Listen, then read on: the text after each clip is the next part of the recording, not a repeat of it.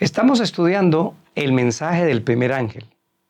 Poco a poco hemos ido avanzando en cada una de las partes de este mensaje y en la medida que avanzamos reconocemos la importancia de por qué hay que predicarlo al mundo, pero primero nosotros debemos entenderlo. Temed a Dios y dadle gloria porque la hora de su juicio ha llegado. Habla de un juicio. ¿Cuál juicio? Habla de una hora. Si es una hora, es porque existe un momento en el cual comienza ese juicio. ¿Cuál es la importancia de ese juicio para nosotros y para el carácter de Dios? Qué bueno que nos acompañen en nuestro repaso general número 6. Lecciones de la Biblia. A continuación.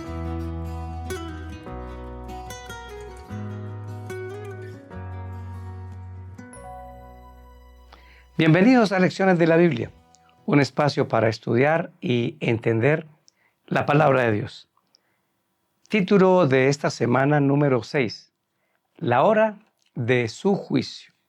Y leeremos el texto en Romanos capítulo 13, versículo 11 y 12. Y hagan esto conociendo el tiempo, que ya es hora de levantarnos del sueño, pues ahora nuestra salvación está más cerca que cuando creímos. La noche está muy avanzada, el día casi ha llegado.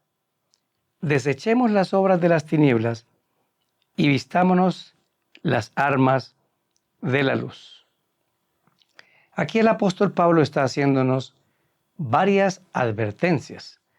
El tiempo hay que conocerlo, quiere decir que hay que medir los acontecimientos proféticos de tiempo de los que nos enseña la Biblia, que hay que levantarnos de un sueño espiritual, de un acomodamiento que tenemos, y que llegó la hora de nuestra salvación, es decir, está llegando la hora de la segunda venida de Cristo y debemos proclamarlo vistiéndonos las armas de la luz.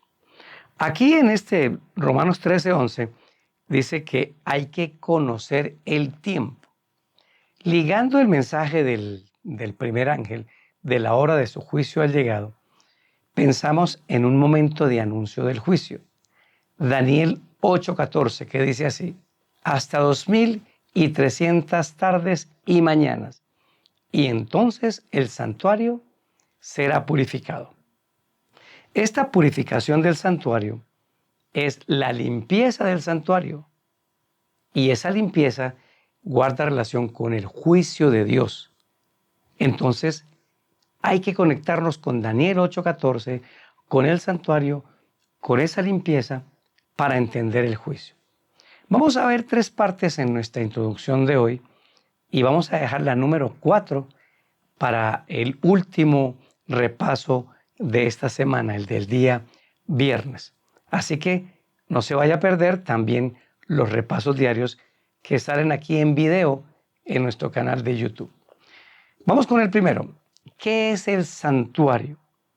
Es importante entender este punto del santuario porque como el santuario es purificado, es limpiado, y al ser limpiado es porque se hizo un juicio, entenderemos cuándo es ese juicio.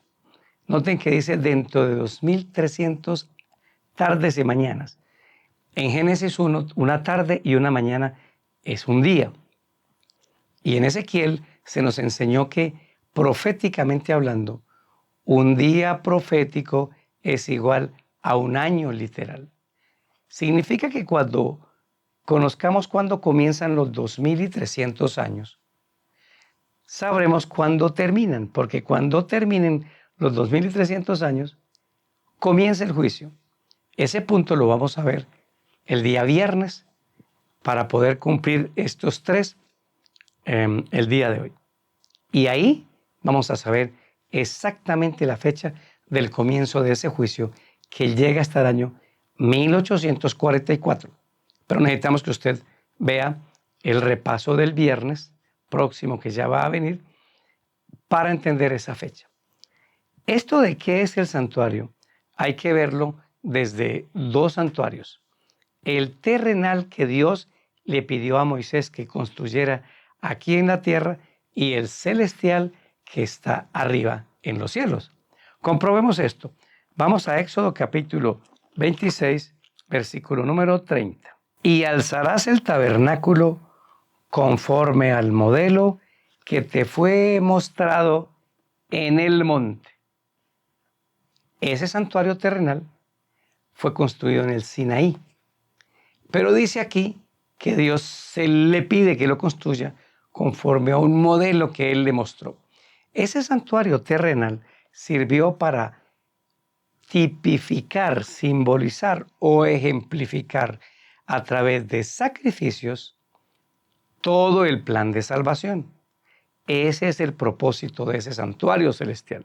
Era un instante de adoración diaria y constante que representa el constante sacrificio de Cristo, hecho una sola vez, que sirve constantemente.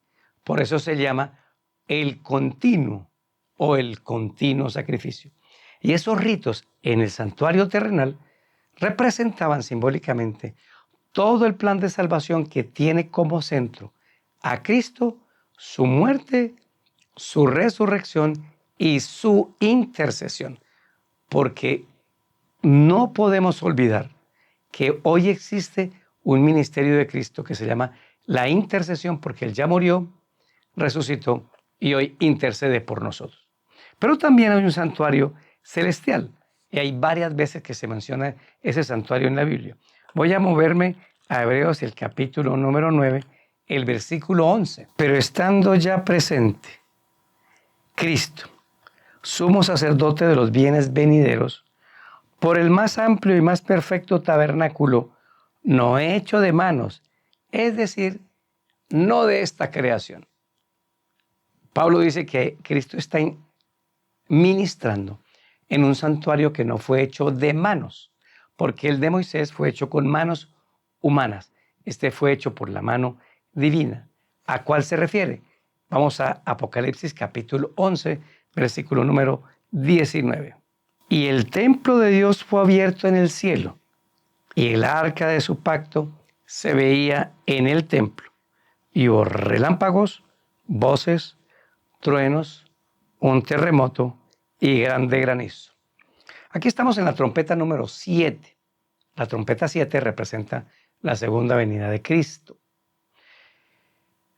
Y dice que vio en la visión el templo con el arca del pacto, pero lo ve en el cielo, no lo ve en la tierra. Y ya veremos por qué este arca del pacto está ahí en el siguiente punto de nuestro repaso del día de hoy. Juan ve en el santuario celestial el arca del pacto. Y una prueba más está en Apocalipsis capítulo 15, versículo 5. Van a salir las plagas hacia la tierra. Los ángeles reciben las copas de la ira de Dios o de las plagas y miren de dónde sale. Después de estas cosas miré y aquí fue abierto en el cielo el templo del tabernáculo del testimonio. Y del templo salieron los 7 ángeles que tenían las 7 plagas. Las 7 plagas son los juicios de Dios últimos sobre la tierra. La 7ª plaga es la segunda venida de Cristo. Pero salen del templo de Dios en donde está el tabernáculo del testimonio. ¿Qué es el testimonio? En Éxodo 32:15 dice que el testimonio son los 10 mandamientos de Dios. Concuerda con la imagen del santuario terrenal. Aquí Juan describe el arca del testimonio, el arca donde están guardados los 10 mandamientos de Dios, pero vienen desde el cielo. Conclusión: el santuario terrenal que construye Moisés aquí en la tierra es un símbolo del verdadero santuario que está arriba en el cielo. ¿Qué representa todo esto? El santuario es el lugar donde se adora a Dios y en donde esa adoración es producto de que se representa todo el amor del cielo en un proceso de salvación. Y en ese santuario también se encontró la ley de los 10 mandamientos de Dios. Es todo el simbolismo del amor de Dios representado en Cristo como el Salvador, su sacrificio, su resurrección y su intercesión hoy por nosotros para que podamos obedecer la ley de Dios. Otro asunto que hay que ver es que ese santuario tenía unas partes. Ustedes las van a ir viendo aquí. Mi editor, que es Esteban, las ha ido buscando muy acertadamente. Está en muchas partes, pero específicamente al ejemplo que me voy a referir es Hebreos 9, del 1 al 5. En Hebreos 9 se habla de las partes del santuario y en Éxodo también están. Hay un atrio, hay un lugar santo, un lugar santísimo, es decir, 2 departamentos y un atrio. ¿Qué había en el atrio? Está el altar del holocausto. En ese altar se mataba, ojo a la palabra que voy a decir, se asesinaba el cordero. Bueno, ese altar del holocausto representa el Calvario, la muerte de Cristo por nosotros, donde Cristo muere por nosotros. Y después de esa muerte, el pecador queda sucio y tiene que pasar a un segundo mueble que hay en el atrio, y es la fuente del agua para lavarse la culpabilidad. Bueno, eso representa la justificación por la fe. Cristo muere por mí, yo soy culpable de esa muerte, la acepto, pero me limpia a través del bautismo por inmersión. Luego sigue otro espacio, el primer departamento, el lugar santo. Y ahí había 3 muebles. La mesa de los panes, que representa varias cosas, pero me voy a centrar en Cristo es el pan de vida, Juan 5. Cuando uno se bautiza y aceptó a Cristo, hay que alimentarse de algo. Bueno, están los panes de la proposición. Representan a Cristo como mi alimento, su palabra. No podemos vivir sin ese alimento, sin su palabra. Hay que comerla. El que come mi carne y bebe mi sangre tiene vida eterna. Eso representa la mesa y pan para comer todos los días en esta santa palabra. También está el candelabro o el candelero. Representa la luz de Cristo traída a nosotros por el Espíritu Santo a través de la palabra. Y en un gran significado es Juan 14, Juan 16, el Espíritu Santo trabajando en nosotros para poner en nuestra vida la luz de Cristo, la salvación y ser luz a otros y ver luz para todo, para mis negocios, para la solución del problema de mi hogar, para la solución del problema del pecado. Y también está el altar de oro o el altar del incienso, justo frente a la cortina que separa el lugar santo con el próximo departamento. Y ese altar de oro es donde se echaba el incienso. Representa Cristo intercediendo por nosotros. Yo me arrepentí, yo me entregué a Él, pero caigo. Voy a ese lugar para que Cristo me perdone y me limpie. Es la confesión diaria de los pecados. Únicamente a Cristo, no a los apóstoles, no a la madre terrenal de Cristo, no, a Cristo, el único que puede interceder por nosotros. Por eso quitar a Cristo y poner otros intercesores es un sacrilegio, es el continuo sacrificio de Cristo. Y esto es muy importante verlo porque el juicio lo verifica y lo realiza Cristo y no ninguna otra persona. Por eso era importante repasar estos muebles del santuario. En el punto número 2 nos vamos a centrar en una palabra y una pregunta. ¿Purificado?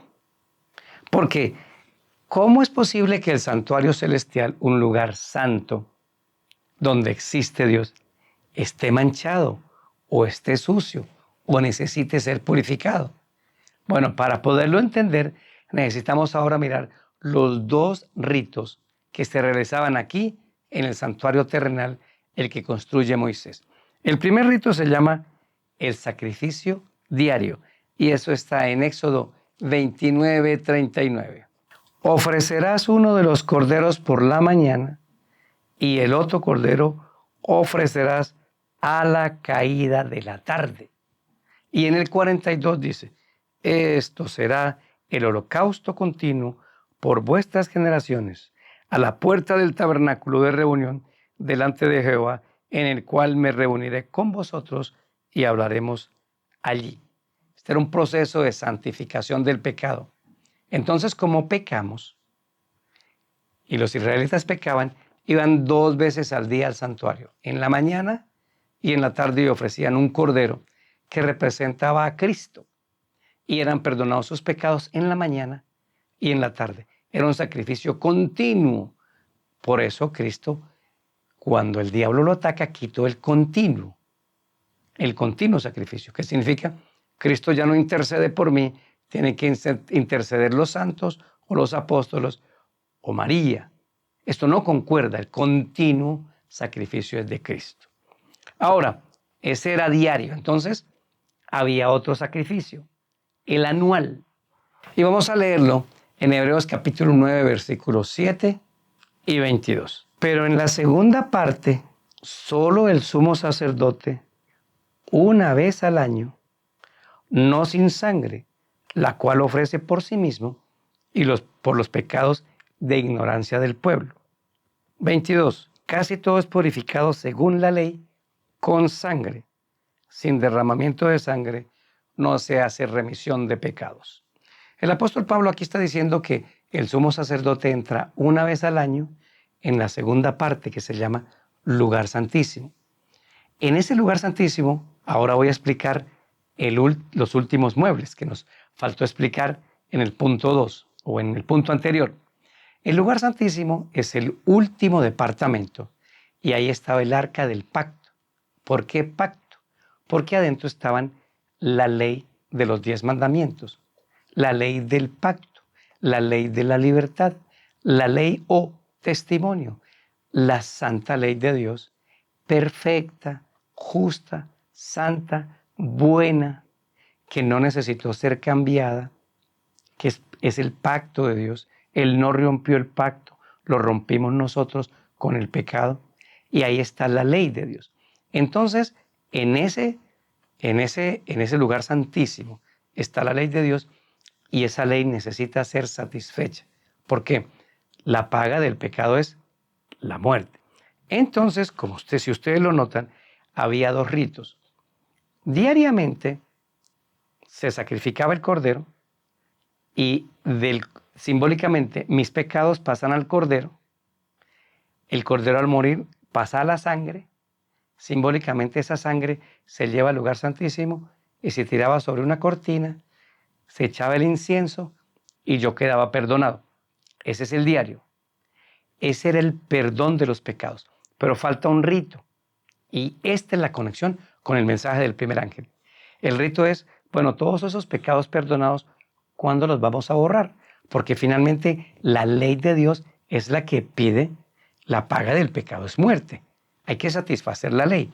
Entonces, ahora como Cristo ya murió y ha satisfecho todo lo de la ley, como nosotros somos los culpables, nuestros pecados simbólicamente han manchado el santuario con los registros que se llevan en los libros. Y entonces ahora hay que satisfacer completamente la ley, la justicia de Dios, y se hacía ese otro rito, el anual.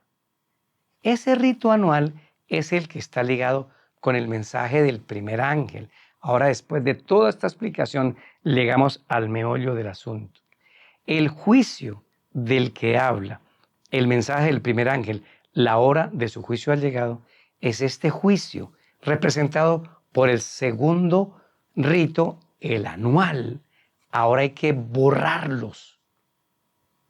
Ese borramiento de pecados es el juicio ha llegado.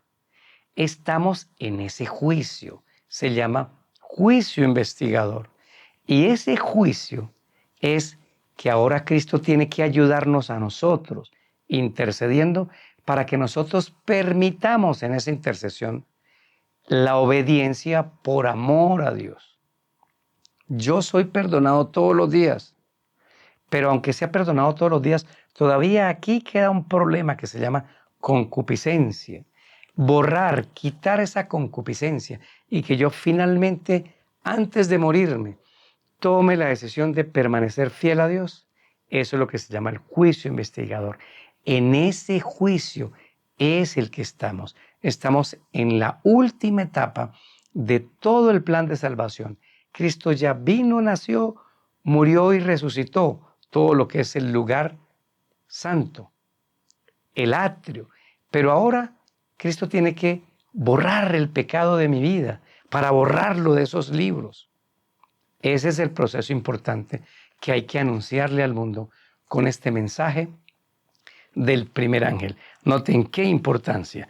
Por eso esta segunda fase representa que el santuario está siendo purificado. Y después de que sea purificado y borrado, puede verificarse la segunda venida de Cristo. Sin el perdón de los pecados no hay salvación, pero sin el perdón de los pecados, sin que sean borrados de aquí, de mi corazón, de los registros celestiales, para que ya no haya pecado en el mundo, no habrá segunda venida de Cristo. Qué importante es todo este proceso. Necesitamos participar de la intercesión de Cristo, de venir diariamente a Él. Señor, borra este pecado de mi corazón. Por eso la ley no se ha ido, por eso la ley está presente. Por eso hoy hay en el santuario celestial un proceso de intercesión por ti y por mí, no para ablandar a Dios, para ablandarme a mí. Y ahí Dios podrá borrar el pecado de este mundo y en algún momento, después de su segunda venida y después del milenio, quitar a Satanás, borrarlo y eliminarlo, porque ya todo proceso ha terminado. Qué importante es este juicio total que comienza con la parte del juicio investigador. Y nosotros tenemos que seguir comprendiendo este punto. Ese juicio dice la hora de su juicio ha llegado. Es 1844. Eso lo explicaremos en el tema diario de esta semana del viernes. Vamos al tema 3, el juicio en 3 partes, y brevemente lo vamos a explicar. Este juicio en 3 partes es el juicio investigador, el verificador y el juicio final o ejecutivo. ¿Cuál es el investigador? Bueno, la hora de su juicio ha llegado, el que comenzó en 1844. ¿Por qué se llama investigador? Bueno, eso está en el libro de Apocalipsis, en la 7ª trompeta. Y me refiero a Apocalipsis capítulo 11, versículo 18. Cuando venga Cristo, dice que se van a ejecutar varias cosas. Se airaron las naciones, tu ira ha venido y el tiempo de juzgar a los muertos. ¿Qué es eso de juzgar a los muertos? Vamos a parar aquí un momento. Es el juicio investigador, el que comenzó en 1844, la segunda fase de entrar al lugar santísimo. ¿Y por qué a los muertos? Porque los primeros que van a ser juzgados son los que aceptaron a Cristo Jesús, ya se murieron, y Dios tiene que verificar si el que aceptó a Cristo se puede quedar en el libro de la vida o hay que borrarlo del libro de la vida. Ese juicio investigador es el juicio de los muertos para verificar si permanecimos fieles o no.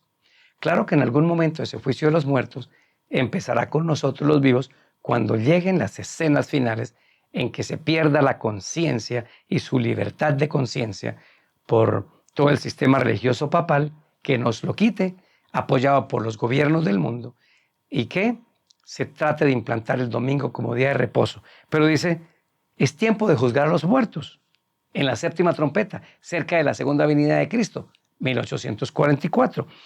¿Y qué más va a ocurrir ahí? Viene a dar el galardón a los siervos, los profetas, a los santos, a los que temen tu nombre, a los pequeños, a los grandes, y a destruir a los que destruyen la tierra. Es decir, un juicio para investigar a los muertos y después a los vivos que han aceptado a Cristo como su Salvador, y luego vendrá la segunda venida. La segunda fase de este juicio es el verificador. 1 Corintios capítulo 6, 2 y 3. ¿No sabéis que los santos han de juzgar al mundo? Si el mundo ha de ser juzgado por vosotros, sois indignos de juzgar cosas pequeñas. ¿No sabéis que hemos de juzgar a los ángeles? Cuanto más las cosas de esta vida. ¿A cuál juicio juzgaremos? Apocalipsis capítulo Apocalipsis 24. En el milenio, cuando estemos en el cielo, verificaremos ese juicio, a eso se refiere. Ese se llama el juicio verificador. Veremos en el cielo que el juicio investigador fue totalmente justo. Y la tercera fase se llama el juicio final o el ejecutivo. Está en Apocalipsis capítulo 20, del 11 al 15. Todo esto lleva registros. Qué importante es este mensaje del primer ángel. La hora de su juicio ha llegado. Qué amoroso es Dios. Nos anunció cuándo es que empieza ese juicio. No se pierde el repaso del próximo viernes, en 1844. Ya estamos en ese juicio. Se está investigando solo a los que se entregaron a Jesús y murieron. Los otros no necesitan ser investigados. Busque Juan capítulo 3, versículos 17 y 18. El que no aceptó a Cristo ya entró en condenación. Pero los otros no están condenados porque deben pasar por un juicio. Hoy hemos tomado mucho más tiempo en este primer repaso porque estamos ya cerrando esto del juicio. El juicio es que el carácter de Dios queda limpio y nosotros quedamos limpios, que Él nos va a defender, que todo este sistema de pecado que ha manchado el cielo, la tierra, y manchó el cielo porque a Cristo le toca venir a morir por nosotros, ya está siendo ejecutado, ya estamos en ese juicio. Tú y yo necesitamos entregarle todos los días nuestro corazón, nuestra vida a Cristo, porque estamos en el juicio. Lo importante es que tenemos un abogado que será el juez. Un hombre fue defendido todo el tiempo por un abogado y muchas veces lo defendió y lo libró, lo defendió y lo libró. Pero un día ese abogado fue nombrado juez del condado y otra vez trajeron al hombre y le dijo: hoy te tengo que echar a la cárcel. Líbrame, líbrame una vez más. Ya no soy el abogado, ahora soy el juez y vas a ir a la cárcel. Hoy Cristo es el abogado, hay que aprovecharlo. Ven a Cristo, pero porque un día será el juez y tal vez sea demasiado tarde para la vida de muchas personas. Qué bueno que nos han acompañado en este repaso. Vamos a orar. Señor, este es un tema que tenemos que seguir comprendiendo. Por eso estaremos pendientes de los repasos diarios. Gracias por el juicio, gracias por Cristo, gracias porque ya estamos en ese juicio y tú lo haces para librarnos y salvarnos. En el nombre de Jesús, amén. Soy Daniel Herrera y deseo para todos un día lleno de bendiciones.